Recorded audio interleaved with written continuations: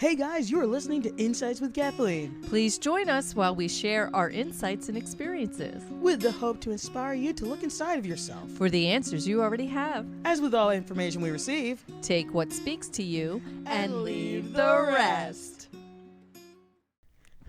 Hello everyone. You gotta wait until your butt actually hits the couch before you start saying hello to everyone. I'm like, where's the beat? She throws me off here. Like, at least just sit, breathe, and then say, hey! Welcome back, everyone. Hi guys.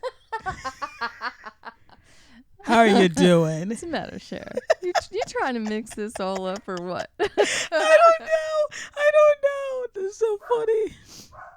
Oh, the doggies say hello, by the way. Yes, all two of them. And thank goodness they have departed. Oh, we love that. We had like a little promo they'll be video back. one. They'll be back. They love her, so they'll definitely be back. I think they love Sherry more. That's absolutely not true. They follow her around everywhere. So that's not true. Well, you know what, Sherry? Sometimes I have a hard time separating me and the dogs. Yeah? Yeah. Tell me about that. Sometimes I think that I am part of their pack. Wait a minute. I am part of their pack. I mean, you kind of are. I You're am. like the alpha I dog am. over there. Yes. But sometimes they forget. Sometimes you forget about that. Yeah. And sometimes I think they forget that I'm a person. Yeah. Did you ever experience something like that? Yes. Yes, I don't have any dogs and I don't have any pets. I really wish I did. But I know for me, I don't know if you guys have like hung out with someone, maybe a family member, friend, acquaintance, spouse, whatever the case may be.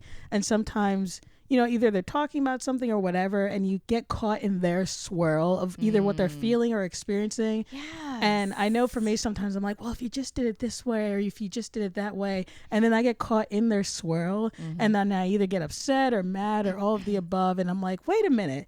This isn't even my stuff to be dealing with. Why am I feeling this way? And why do I feel the need to fix it? Right. Right? That's like the big thing. It is. And that is a hard thing to navigate, Right. let alone separate. Yeah. Right? Yes. So I struggle with that on many occasions. And Right. what I do is I remind myself I need to take a step back. And to do that, I need to take a breath. Okay. Just, you know, and sometimes it's 10 breaths, you know. Yes, I've definitely done more than 10 breaths. So I get that. I think what helps me is for me to remind myself, you know what, this is their experiment. This is not mine. Yeah. Yeah. I'm choosing peace. I'm choosing harmony. I'm choosing flow. And I can observe. I can certainly observe what they're going through. Can I support? Absolutely.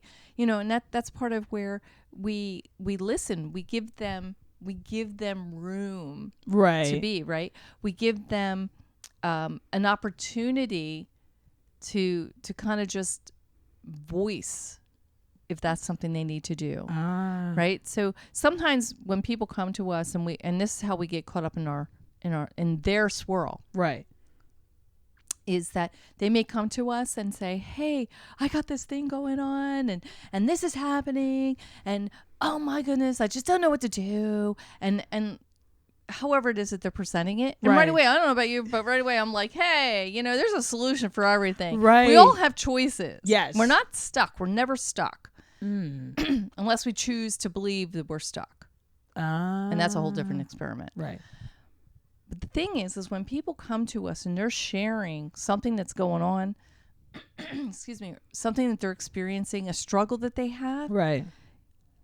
that's where the breath comes in handy.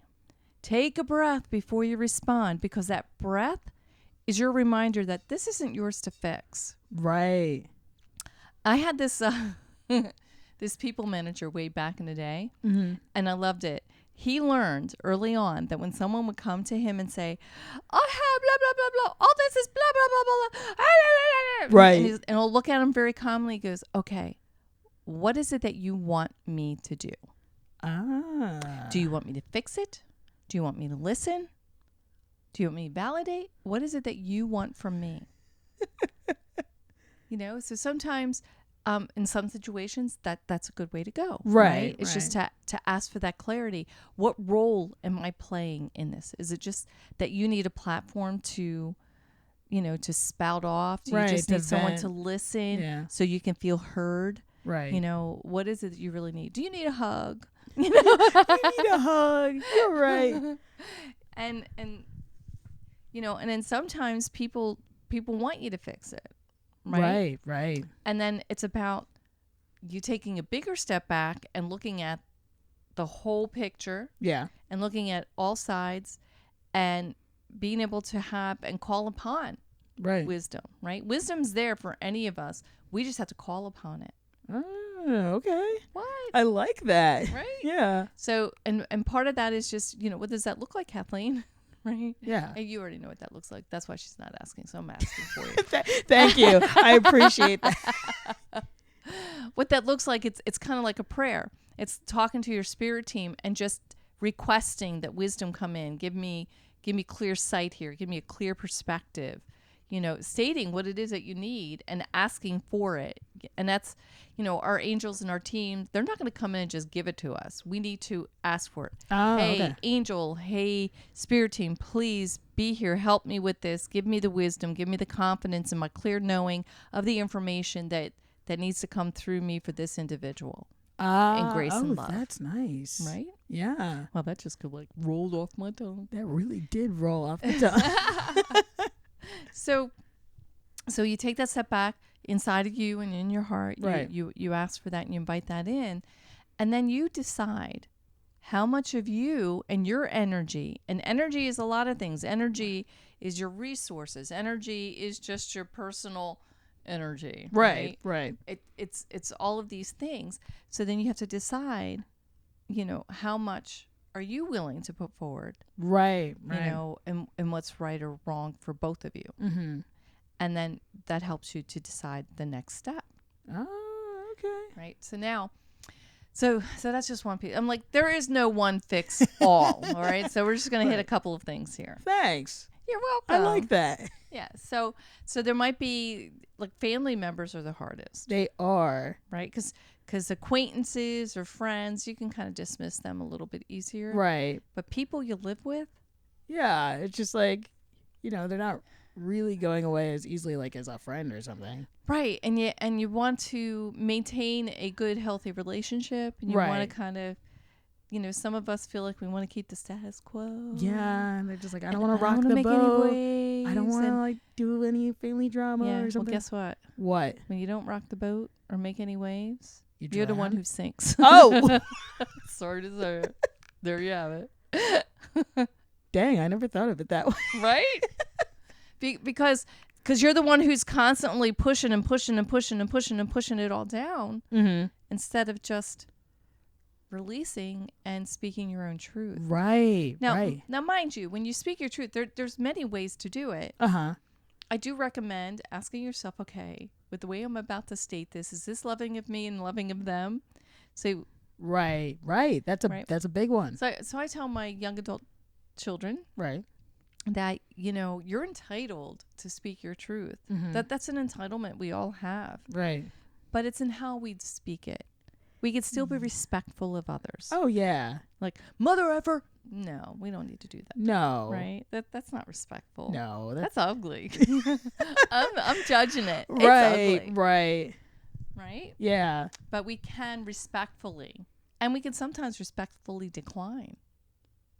I do like that. Tell me a little more about that. About the declining part? Yeah, the respect. Because I guess for me, just growing up in my household, it's always, whenever someone asks you something, you always just say yes, and no is just rudeness or ignorance or something of that nature. So I never, you know, knew how to say no, or I was so uncomfortable saying no. Or, I don't know if this has happened to you, but I would say no, but with so many different qualifiers that it almost seems like a yes.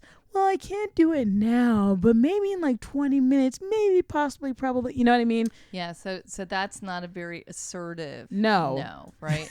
and sometimes it is an art. It is knowing your audience. Right.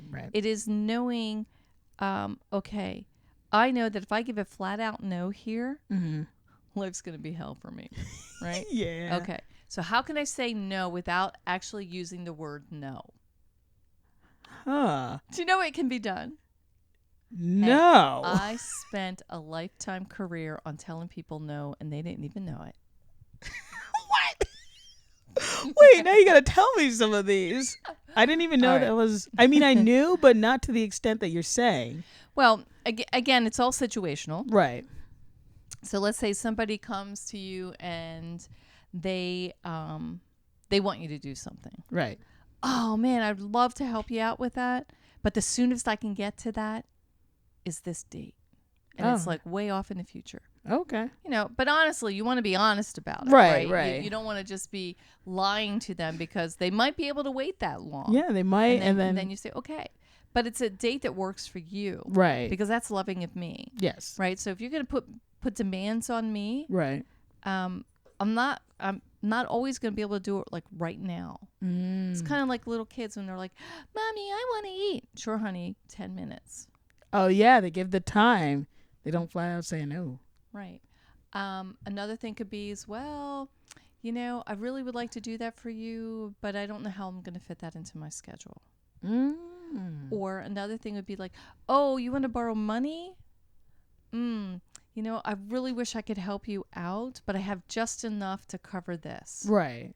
And you know how important that is to me. Right. Right. And again, it's always being honest about it. Right. But you don't owe anyone anything. That's also very true. Yeah. And parents, they're hard. Right? Because Yes. as a child, and you're looking at that parental figures like, well, they are my parents. Right. I always have to say yes to them. Right. Because I'll be stood in the corner if I don't. yeah. They're going to put me in a corner. They're going to take away my phone. Right. You're a stinking adult by now, man. Are you talking to me? Are you talking to them? I'm talking to whoever's listening because this is not for kids, right? You guys are all adults, I'm and just so looking at am her I. and saying it, but She's like in my face. I'm like, what are you trying to say? But that's very true. right. So as young adults and young people, right? You guys are guys and girls, them's and he's and she's, and Yeah. whoever's. You know, I want to make sure I'm using all the right pronouns because I'm terrible. Non-binary, with the pronouns and I'm all really the groups. Sorry. Everyone watching? all of you. Yes. Yes. You know, as a young adult, sometimes taking that first step out there to be the adult you can be, Right. and saying no to your parents. Sometimes it's about taking that responsibility. Now, of course, if your parents are paying for your phone, Right. you're going to want to get your own plan before, you Right. kind of like throw that at them. Like, Right. what are they going to do? You're Take your like, phone away? Yeah. Okay, Mom, well, here's my phone because I know you're going to take it away. But just know I got my I'm own not going plan. to be able to get in touch with you when I'm out. Yeah, very true. Yeah. You know, my car might break down and You know? I don't think there's any more payphones, but that's okay. I'll stop a stranger on the street. Just so you know. All right, now we're just manipulating. But no, as young adults, you do have choices, and Right. if your situation at home is antagonistic Yeah. or just this level of big resistance, then start taking steps to being more independent. If your parents are covering you on their cell phone, excuse me, let me say this again so that I actually make sense. If your parents are paying for your phone, Yeah. one of two things: get your own plan, or pay your parents for your portion of the phone. Oh, that's a great idea. Right? And Yeah. then you do two things with that. Mm-hmm. You're showing them, yeah, I'm an adult. I'm taking responsibility for me. Right. Right. Right? So then when you're coming back around to say those no's, to put those boundaries up, Right. it's easier because now you know, hey, I'm taking care of me. Right. I am an adult. Yes. I am responsible for me. Yeah. And then because I'm responsible for me, I can really speak my truth. Right. No, that makes a lot of sense. Yeah, respectfully. Right. And I want to No mother effers? No. No, not any of those? No. No, Oh, yeah. No, nicely, right? Because especially if it's to your parents, right? Because your Right. parents, they deserve that respect. Whether they're good parents or bad parents, they still deserve the respect. Yeah. I know for me with my dad, it has always been this. My dad was very authoritarian. I think okay. we've mentioned this before. Yeah. And my mom passed away, and I actually had to say to him, like, I wanted to get in front of it because he had already started toting, and I think it was just only a few months away. Like after my mom had passed away, he starts toting. He has a girlfriend. Oh. and I was hosting the holidays, the Christmas holiday here at my house for our family. And I just said to him, Dad, listen, please, I don't have anything against whoever it is that you're seeing. They're just not invited. Right. And I was really careful to choose my words. I didn't say they weren't welcome. Right. They're just not invited because I'm not ready to introduce someone else into the family unit. Right. And it's been only a year since my mom passed away. Right. And Christmas was definitely her thing. Oh yeah, that's hard. So this whole big argument ensued. Uh-huh. But this is the first time I actually stood up to my dad and I was telling him no, and I wasn't budging. Good for you. Now, mind you, I did lose my temper. I did curse at him. But he really did push me. Mm-hmm. But I knew I knew even before this conversation had happened that this conversation in some way, shape, or form would happen. Right. I just didn't know how that was going to look. Mm. So before my mom passed away, she was worried that, he'd be moving in with me or making my life crazy. And I just looked at her and said, you know what, Mom, he's mad at you now, right? And he's probably still going to be mad at you when you die. Right. He's going to need to transfer that to somebody. Who do you think that's going to be? So it just took a little life event, right, to just trigger that for him. And I allowed it.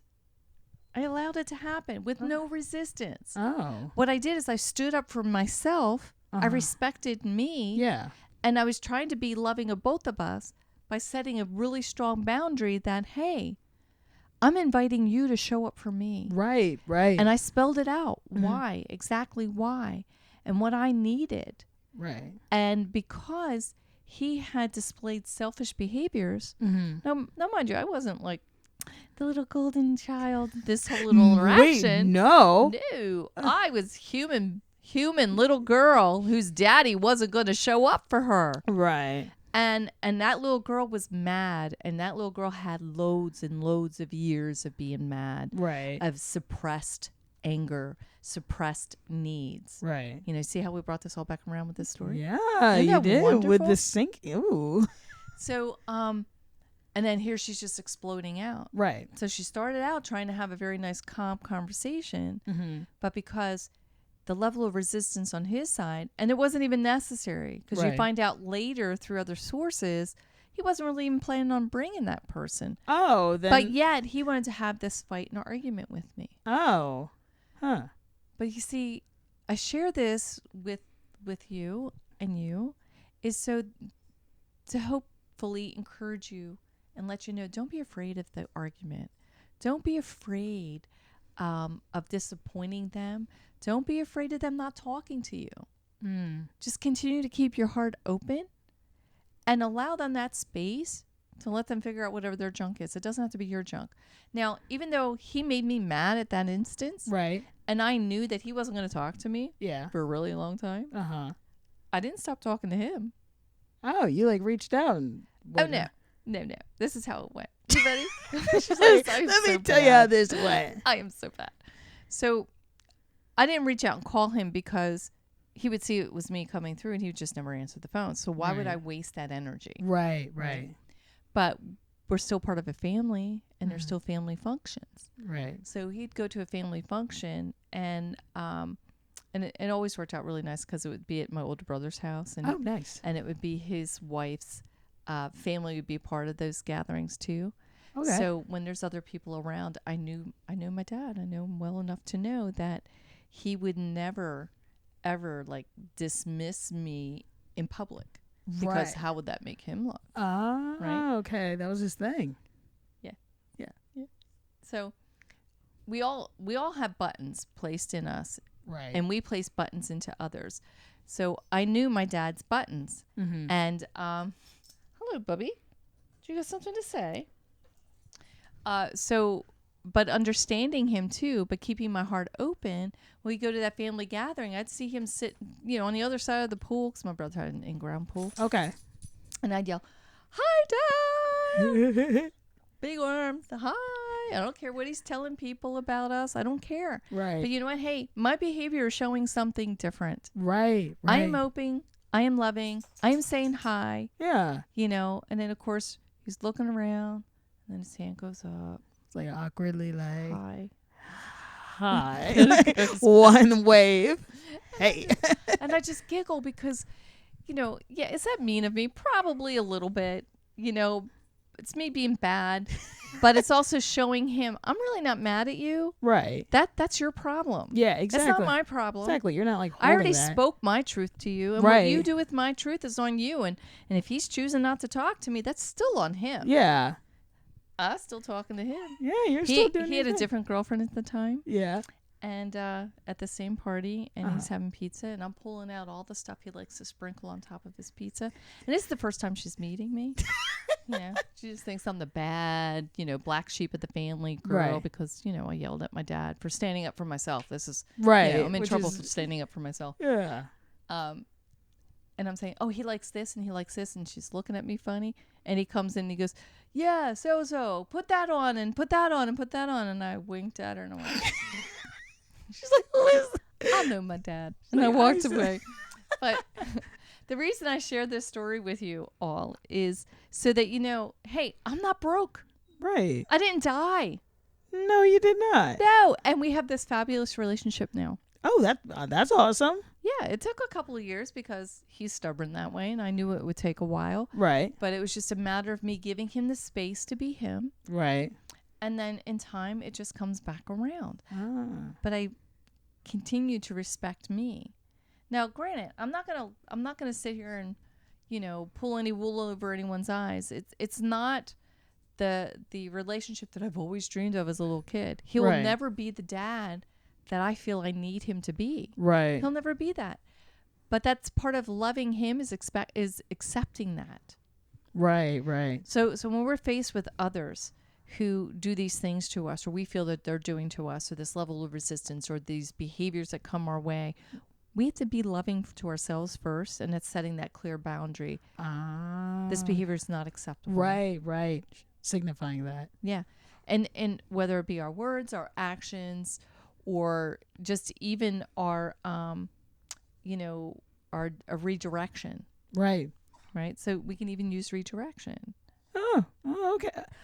Yes, I actually have done that once before because, I was talking with my mom on the phone and, I don't know if you've had those conversations where you just know it's going to keep going down a rabbit hole of like, this particular thing is bothering me, but it always bothers me and I'm going to keep talking about it for like 40 minutes. Mm-hmm. So instead I was like, hey mom, there's this like awesome show I would love for us to watch. And like, there's this other thing. And it kind of just redirected that energy into, oh my gosh, yeah, that sounds like something I would watch. And I just felt the energy shift. And I was like, wow, this feels lighter. And it was nice because I didn't have to be in this dense space for that long. Yeah. And that's the power that each and every one of us have. Right. We could choose to be in the density of somebody else. What's that mean? The density? It means that heaviness, that heaviness you feel when you're around them, like how you can just feel how sad they are or how mad they are. Right. Like we're feeling beings. We're going to feel that kind of stuff. Right.